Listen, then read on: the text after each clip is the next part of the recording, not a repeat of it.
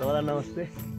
पछाडिको दृश्य खिच्न आएको छु म चाहिँ यति बेला र ट्याक्कसँगले यति बेला चाहिँ म यो हाम्रो छोर्तेनमा छु र यही छोर्तेनबाट चाहिँ यो जुन भ्यूहरू हो पछाडिको दृश्य चाहिँ खिच्न आएको छु यति बेला म। एकदम रमाइलो भइरहेको छ है, यस्तो दृश्यहरू हेर्न पाउँदाखेरि रमाइलो लाग्छ, मजा लाग्छ भनौँ न। अझ आफ्नो ठाउँको यस्तो कुराहरू खिच्नु पाउँदाखेरि आनन्द पनि लाग्छ।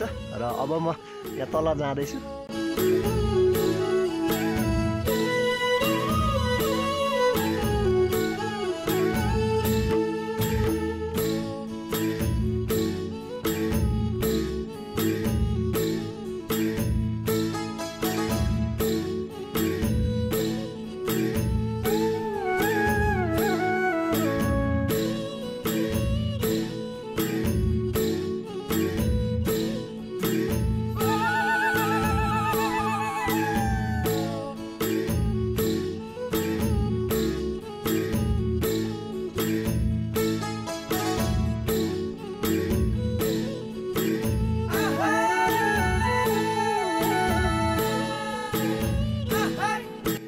यो चाहिँ कुन गाउँ होला भन्ने लाग्छ भने तपाईलाई यो भोजपुरको अरुण गाउँपालिका 4 चरम्बीको दृश्य हो यो पारिपट्टिको चाहिँ।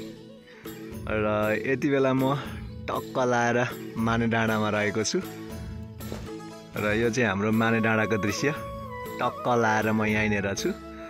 यो चाहिँ हाम्रो जिजु बाजेहरूको मेमेहरूको सम्झनामा निर्माण गरिएको यो छोर्तेन, त्यस्तै गरेर यो माने र ठक्कै म यहाँनिर छु यति बेला। म यो दृश्यलाई निहालिरहेको छु यति बेला। र यो पारिपट्टिको यो जुन टप डाँडा रहेको छ यो चित्रे डाँडा भन्छ यसलाई चाहिँ। अनि यो सरर यसरी ल्याएर यहाँ मुडे डाँडा रहेको छ टक्क सरर। अनि यो जुन अहिले चाहिँ यो ट्याक्कै उताबाट घाम परेको हुँदाखेरि यो बाँसको सिधा यो माथि चाहिँ यो मादी हो, ठ्याक्कै यो मादी छ। त्यस्तै गरेर यो सरर यहाँ ठ्याक्क देखिएन जे होस् यो सबैभन्दा परको पार्ट डाँडा भन्दाखेरि तल चैनपुरको भाग हो। र यो यहाँनिर छ यो पार्टको जुन डाँडा छ यो डाँडा र यो चाहिँ ट्याक्क खराङ। यो डाँडा भन्दा अलिकति उताबाट चाहिँ खराङ छ। र त्यहाँभन्दा निकै पर चाहिँ अब यो शङ्खसभाको कुन भाग हो मलाई ठ्याक्कै थाहा भएन। तर जे होस् यो जति पनि यो माथिको डाँडाहरू छ यो माथिको परको चुच्ची डाँडाहरू त्यहाँ चाहिँ हिउँ पर्दाखेरि चाहिँ हिउँ परिरहेको हुन्छ कि। र यति बेला चाहिँ यो अरुण गाउँपालिका 4 मेरो घर छेउैदेखिको दृश्य हो यो चाहिँ। र आज चाहिँ यो बिहानै चाहिँ एकदम राम्रो थियो, यहाँनिर घाम झुल्के घामको दृश्य पनि हेर्न सकिन्थ्यो। तर यो अघि सुरुमा चाहिँ उड्दाखेरि एकदम राम्रो थियो, यहाँनिर यस्तो लागेको अवस्था थिएन। तर अहिले चाहिँ यति छिटो लाग्यो कि म घरबाट यहाँसम्म आइपुग्दा 5 मिनटमा यो सबै बिग्रिहाल्यो क्या। यो माथिको डाँडाको यो क्लाइमेटहरू चाहिँ एकदम बिग्रिहाल्यो है। र योभन्दा माथि मकालो हिमाल देख्न पाइन्छ थोरै यो माथि पाटमा चाहिँ। तर त्यहाँ पनि खिच्न जाऊँ भन्ने लागेको थियो मलाई। यो मकालुको जुन दृश्य छ त्यसलाई पनि छोपिदिइहाल्यो क्या त्यसले, यति छिटो छोपिदियो नि 5 मिनटमा सबै डाङडुङ भइहाल्यो क्या, हेर्नै पाइएन आज। सरर आफ्नै गाउँको भ्यू यो चाहिँ।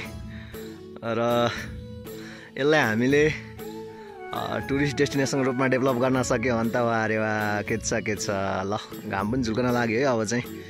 वा के छ ल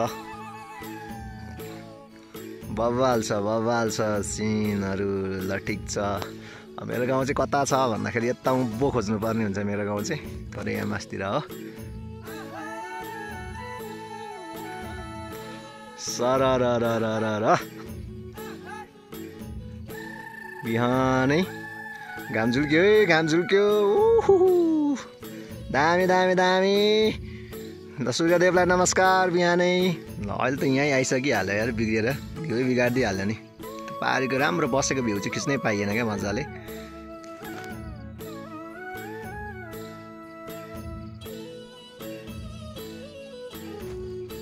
घाम पनि झुल्क्यो भ्यू पनि बिग्रियो, एकैछिनमा बिगारिदिन्छ क्या, 5 मिनट पनि लाग्दैन क्या यो समय बिग्रिनको लागि। तर यो माथिको जुन पार्ट छ नि यो तौबो यो बिग्रेको छैन क्या, माथि खास बिग्रिँदैन यति बेला तत्कालै चाहिँ। यो चाहिँ ठ्याक्कै घाम झुल्किने ठाउँमा भएर होला जहाँसम्म लाग्छ।